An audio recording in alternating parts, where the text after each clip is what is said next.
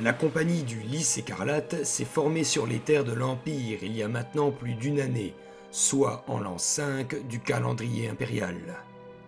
La première rencontre fut celle de Cédric de Bellamy et d'Élisabeth Purgesang dans une petite chapelle de la Terre des Hommes. Cédric, jeune garde-côte en permission, s'était réfugié dans la maison du dieu Yor alors qu'il fuyait des ambis sauvages qu'il avait pris en chasse. Il tomba alors nez à nez avec la prophétesse Lydie qui avait choisi ce lieu de culte isolé pour rendre grâce au Dieu unique. À eux deux, ils purent combattre côte à côte et se débarrasser des ambis. Cette coopération inattendue fit naître une certaine forme de sympathie entre eux, et les nouveaux alliés décidèrent de se retrouver à chaque fois que le garde-côte était en permission. Et autant dire que c'était souvent, car le jeune marin bénéficiait de nombreux temps libres octroyés par son paternel, qui était un riche officier de la marine impériale. Le fait d'exécuter d'honnêtes contrats de mercenariat pour aider les petites gens de l'Empire arrangeait fortement Lydie. En effet, cette dernière était surveillée de très près par le clergé de Yor.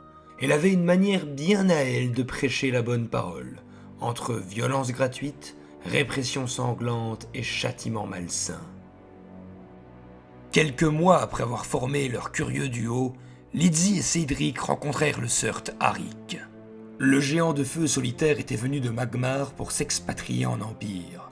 Nul ne sait pourquoi il avait quitté ces terres ardentes pour ne devenir qu'un simple mercenaire. Arik, déjà taciturne, n'a jamais évoqué la raison de sa venue en Empire. Néanmoins, le géant de feu n'eut aucun mal à rejoindre Lydie et Cédric.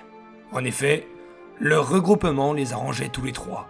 Sur les terres impériales, un Surt est moins inquiétant quand il est accompagné de deux humains, et ces derniers se voyaient rassurés d'avoir un garde du corps constamment à leur côté. Ils effectuèrent ensemble de petits contrats pour des clients plus ou moins douteux, et à eux trois, ils décidèrent de former la compagnie du Lys écarlate. Le trio œuvra ainsi pendant presque une année, jusqu'à ce qu'ils rencontrèrent le quatrième membre du groupe. Le dernier arrivé se nommait Léonard Baumann, accompagné de Start, son fidèle compagnon et chien de chasse. Léonard, voulant amasser des richesses au plus vite afin de régler un litige personnel, demanda à rejoindre le Lys écarlate. En vue des nombreuses capacités de survie dont témoignaient le dresseur et son compagnon, le trio devint alors un quatuor. C'est alors qu'un mois après s'être formé, la compagnie se fit réquisitionner par l'armée et emmenée devant l'empereur et sa conseillère. Le monarque avait besoin d'aventuriers compétents, mais sacrifiables. S'il devait mourir, cela devait représenter un coût moindre pour l'Empire. Le souverain les envoya donc enquêter sur un important groupe de sans-mêlés au sein des îles Vierges. Ces êtres méconnus sont le fruit de l'union rarissime entre deux races différentes, qu'elles soient alastines, alphars ou humaines. N'ayant pas de terre qui leur est propre, les sans-mêlés auraient fait des îles Vierges les leurs. L'empereur les envoya donc enquêter pour savoir s'il s'agissait d'une rumeur infondée ou de l'émergence d'un cinquième peuple d'archipels.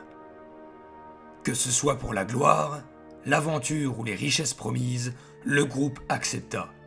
Au moment où notre quête commence, la compagnie du Lys écarlate vient de débarquer sur une des îles Vierges. Le navire qui les a emmenés s'éloigne alors au loin. Nos aventuriers tirent la chaloupe sur le sable et les voilà seuls sur une terre sauvage, face à l'inconnu.